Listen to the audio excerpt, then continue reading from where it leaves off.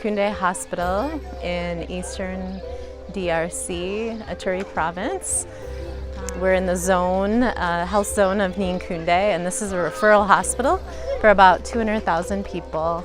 So this is where patients would be coming in to see a doctor in the ambulatory clinic, or in the case of an emergency or at night, they'd be coming in through this door right here and seeing a doctor. So follow me.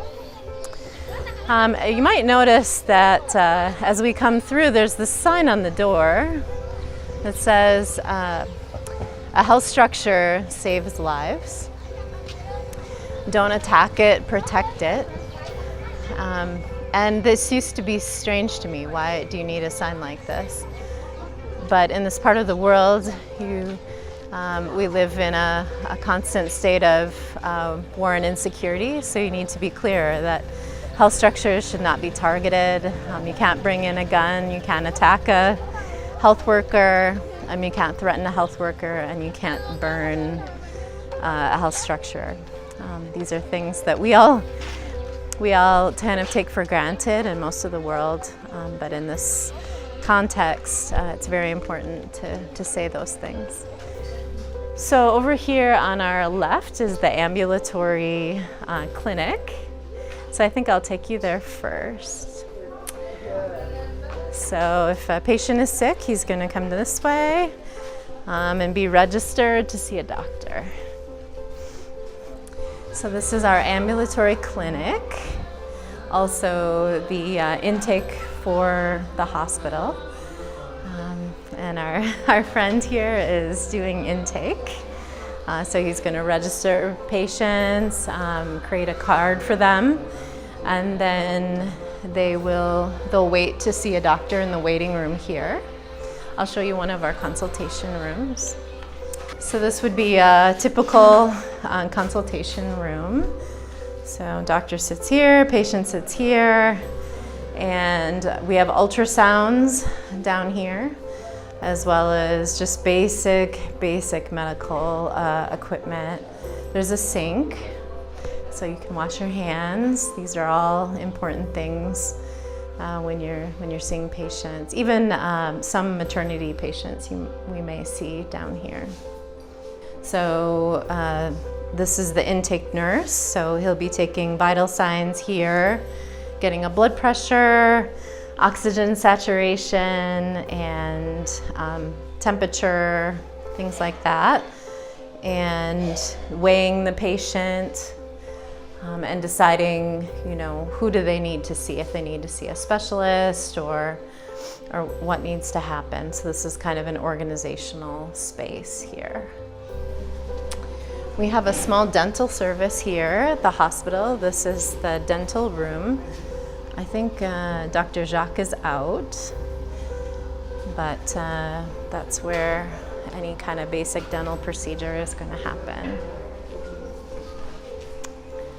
Okay, I'll take you to the lab next. So patients usually after they see the doctor, so they'll deposit their card and then wait for their name to be called. So we'll just skip that process and show you the lab. So this is the room that they sit and they get their lab draws taken. These are some students who are learning lab science, so they're probably doing blood smears at the moment for malaria. Vous faites le frottis pour le palu? C'est ça. So this is it looks like a malaria rapid test, as well as a smear, looking for the presence of the parasite, and also checking a blood type. And then this is, je fais un petit tour avec visiteur. So you can see we have a couple of microscopes, so they're going to be doing cell counts and things like that. Here, analyzing stool samples over there. And then this would be the place that a blood donor comes and has blood taken for transfusion. So we have a live blood bank, which means that we don't necessarily have blood on hand at all times. In fact, it's the case in most of this part of Africa. It's hard to keep blood on hand. Occasionally we'll have a small stock of blood, but most of the time we really don't. And so a blood donor coming from the city is very helpful if they come with their patient or family member. So this is our children's garden right here. We call it Le Petit Jardin. It was a garden built in 2020 with the idea that it's for long-term patients, which in this setting is often patients with malnutrition. They stay an average of 4 weeks or so, and in the more later stages, they're doing well, they're reintegrating into life, and so they have energy to play, and this is the place where they can do that. It's actually where everyone likes to take pictures. It's a photo op site for everyone who visits the hospital. But we like it. We think it's, we hope it represents what we want to be, is a welcoming place and a place where children feel welcome. So we're coming up on the pediatric wards. This is Pediatric A is for long-term care patients, so usually malnutrition, tuberculosis, things like that, chronic diseases. And pediatrics B tends to be shorter-term hospitalizations. So average stay is probably 3 to 5 days. So here you can see we have 22 beds in our malnutrition ward. And we'll be going into Pediatrics B next. This is the the shorter term hospitalization ward. All the children are outside, or in the chapel, I think. A similar number of beds. We have mosquito nets. There's electricity at night, which we don't take for granted, and very, very basic materials. We can take blood pressure, we can take oxygen saturation, we take temperature. So vital signs are taken twice a day, and we do our best to make that happen. But any patient who needs more frequent vital signs, sometimes we'll put them in the intensive care unit. And then I'm going to take you into the emergency room here. This also functions as the women's medical ward. So this is a kind of a nursing preparation room where they might do an intake for a new patient, and at night it functions a little bit like an ER. So usually our first couple of beds here are ER beds. It looks like maybe someone who came in last night, and then they're seen the next day, and usually they get integrated into one of the wards. We're walking through the women's, just internal medicine ward. And so there's some family members here. I would say we've got about 10 patients who are actually in the ward right now. This next building is what we call the semi-private ward. And each room has 2 beds in it. Very basic, but it's private, and people really like private rooms. But this is kind of what it looks like. You have 2 beds and a place to put your food in the middle, mosquito nets. There's electricity, and you can lock the door, and so people who are coming from out of town and they're not really from here, they'll often stay here in the private ward. Okay, we're coming up on the women's surgical ward and the men's surgical ward. So we'll go in the women's ward. We rehabilitated this one. We started rehabilitating in 2021, but we were, due to insecurity, we had to abandon the project in 2021, and then we finished it this last year, so at the end of 2023.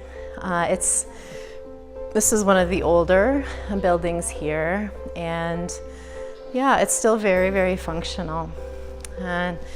And we put 4 private rooms here. So this functions as a nursing office, and then these are private rooms.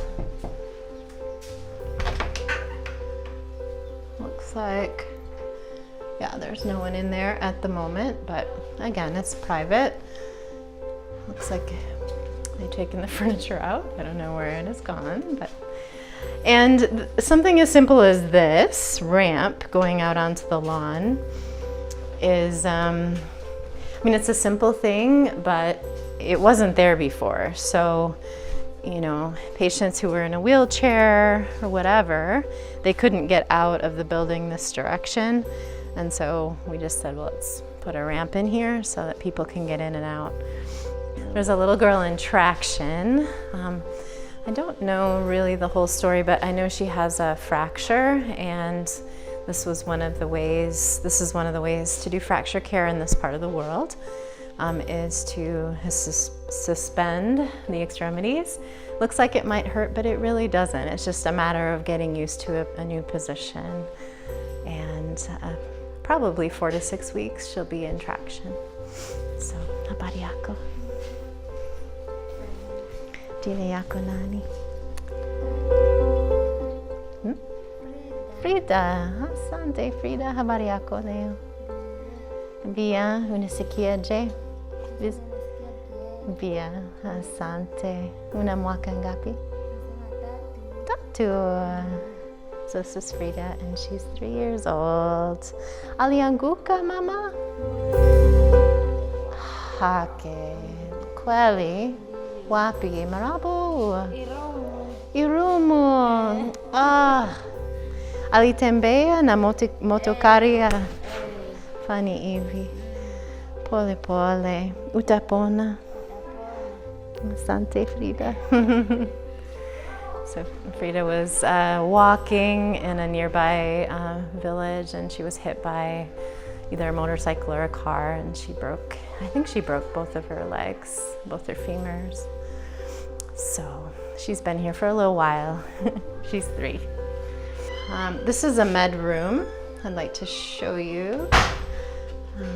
So it's a great spot that the nurses can prepare their med cart, and there's water that they can wash their hands.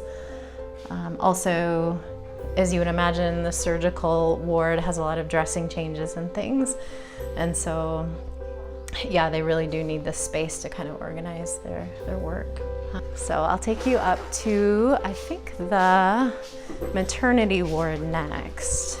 Other thing you might notice is that, you know, the front gate is there, and you can't really see the street.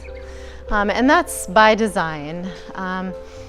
Again, we work in a part of the world where security we don't take for granted, and so you don't want someone to come to the front gate and have a direct line of sight into the hospital to know exactly who's coming and going and what's going on. So we've kind of created a screen at the front of the hospital, and that's true of the back of the hospital as well, and the sides. There are parts of the hospital that you can see directly in, but in some of these more high traffic areas, you can't. So I'm going to take you to the maternity ward next. So often during the week, there'll be chairs here along the wall, and patients will come in and see the doctor, whoever's, you know, in charge at the time. They'll come in for family planning. They'll come in for, you know, gynecological complaints, complicated pregnancies, for their scheduled appointments. The first part are for uncomplicated deliveries, and then the second part are for, the opposite. The first part are for cesarean sections, people recovering from cesarean sections, and the second part are for normal deliveries. Most women that come to this hospital are coming because of an anticipated complication or a need for cesarean section. So they tend to stay around a week. So women come in and, all right, this is the intake area. So this is the delivery room. I think this is probably, you can come in because there aren't any patients right now. There's 2 tables, and sometimes both will have women in the active phase of labor pushing. And so, yeah, very, very basic, but it's clean. And we have electricity at night. We have a warmer for babies over here. There's some portable surgical lights, so if a woman has a complication, a cervical tear, something that needs to be repaired, that can be done here. And then also if a baby requires resuscitation or something like that, there's a counter right here. And these are used for baby resuscitation. Cord clamps, things like that that have to do with the infant. So this is a very busy place. And this is an operating theater for cesarean sections. So very basic. There's a monitor, there's oxygen, there's, you know, a surgical table that we use, and there's a place to resuscitate babies. Has electricity at night. You may notice that the windows are very high in this building, and it's great because it provides a lot of aeration, and it's considered to be one of the safer buildings here at our hospital.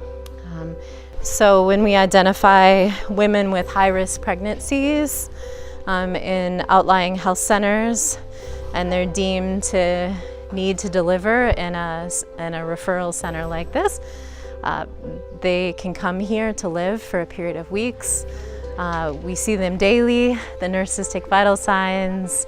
They're looking in on them, making sure they have prenatal labs, their ultrasounds, and then as labor begins, then they are moved from this building, the antenatal ward, right over to the maternity department without a delay. And it absolutely saves lives, because women go into labor at night.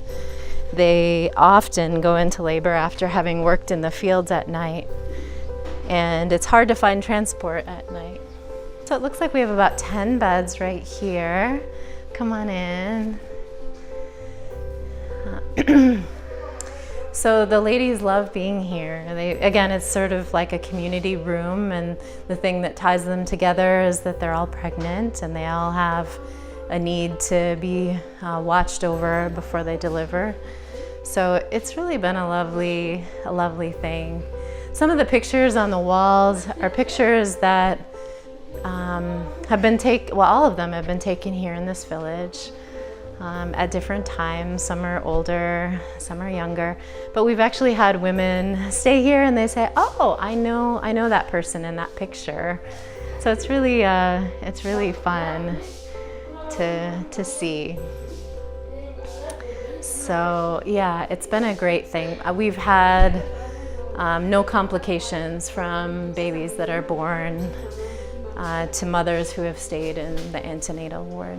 But yeah, so this is this is where people are going to cook in this covered area. So it's very simple, but it works well.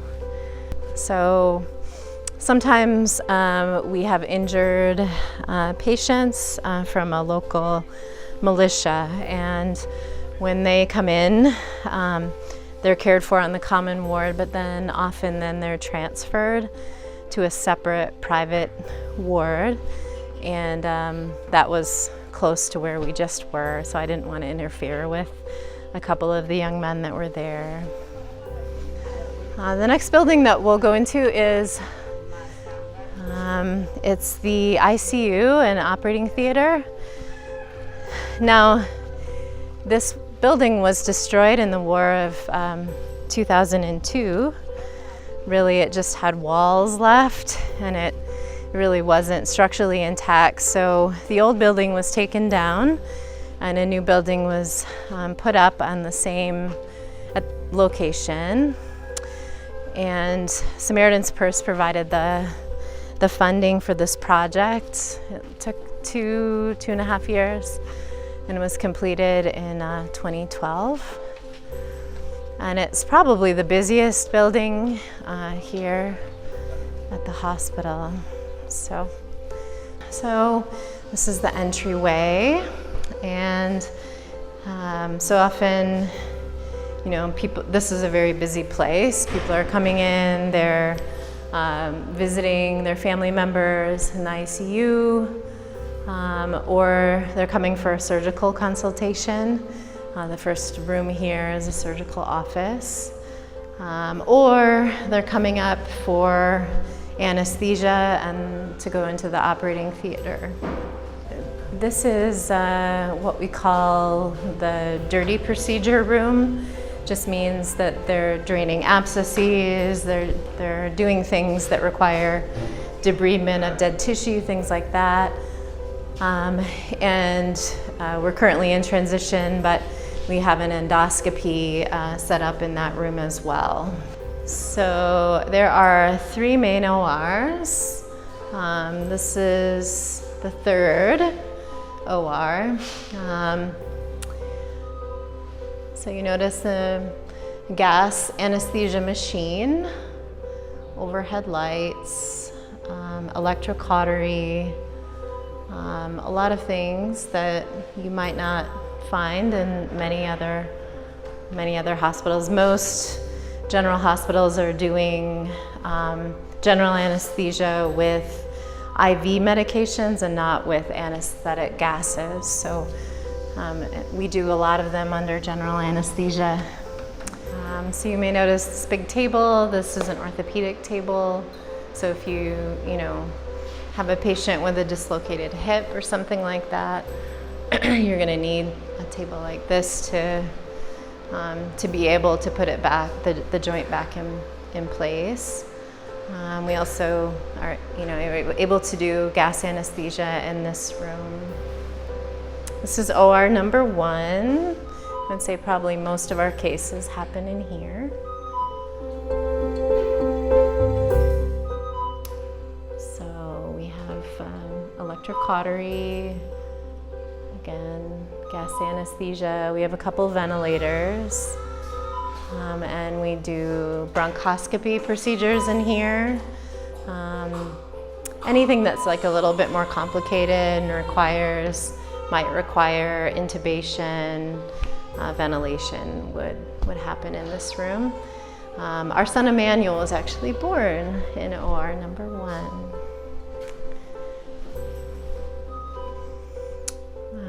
And this is a storeroom for the theater, so we're keeping things like sutures and breathing tubes and chest tubes and drugs, things that you need to have close by the theater. So, surgical office. So this would be where you might go and write your surgical op note, or just take a break, read, have a Coke. I think there's some discussion about putting in a refrigerator in there. That hasn't happened yet. So this is our sterilization room. Currently 4 working autoclaves, which is amazing, and they all run on basically the solar electrical system. So these 2 are used every day, and then this larger one, we can put almost everything in to sterilize. It's also very, very helpful. And then this one in the corner as well. So, in the West, there's a department that does this for you. You understand very little of how things work. You just know that when you get to the theater, there's going to be sterile instruments. But here, sometimes the surgeons have to pick out the instruments that they want, and they have to, look at the system and make sure that it actually is sterilizing things. Make sure that the temperature is getting to the right level. The women who work here are lovely, but some of the finer, technical parts need to be looked at on a regular basis. Now we're going into the intensive care side of things. I think there might be a small boy in here. Hey, Emmanuel, how are you, buddy? So this is the surgical consultation room. So patients are going to come in, they're going to have their exam here, and ultrasound. This is just an invaluable machine. We've had the same machine since we came, knock on wood. It's still working great. We can do cardiac exams, abdominal exams, almost every part of the body. And we can project images to a screen.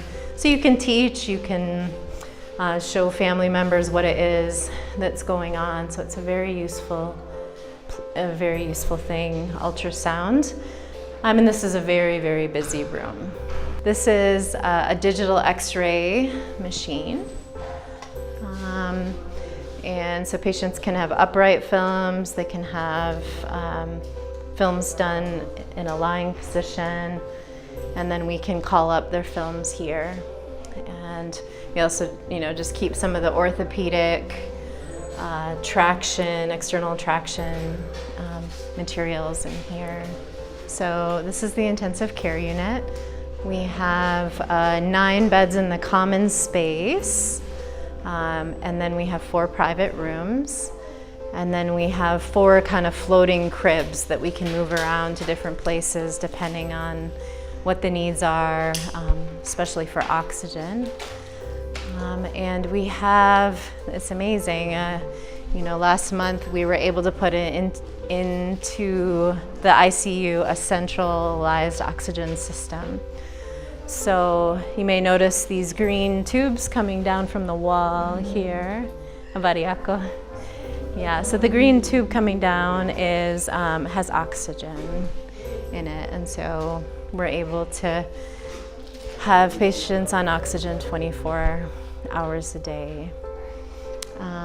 So that's huge. We have some monitored beds as well, and if a patient has been operated on, they're often going to be in this common area on a gurney for an hour, maybe 2 hours before they're put into a bed. So they just getting their vital signs followed.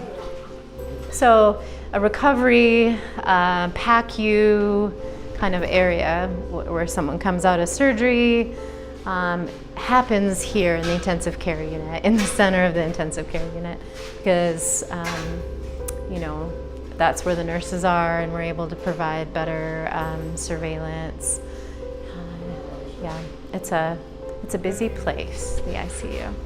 So I think I mentioned at the beginning of the tour that this hospital is a government mission referral hospital that serves a population of like 200,000 people, and we don't have an ambulance, and we haven't had.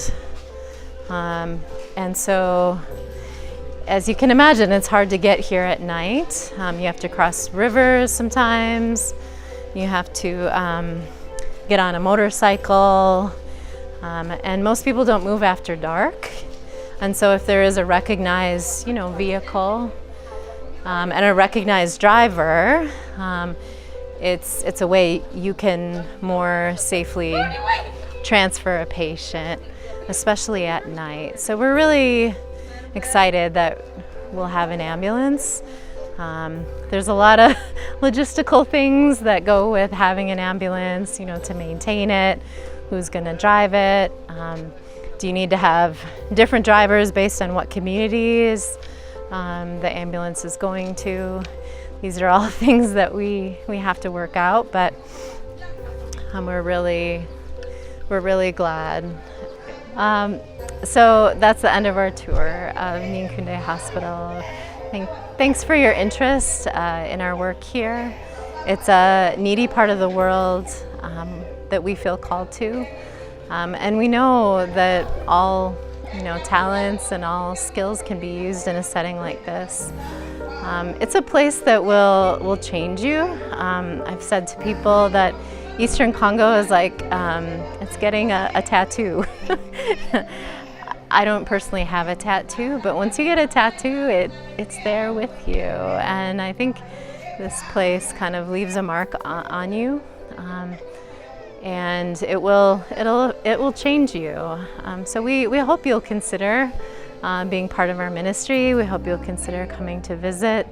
Visitors are seen as a huge blessing by the Congolese. They see them as angels in disguise. And so we'd love to welcome you here.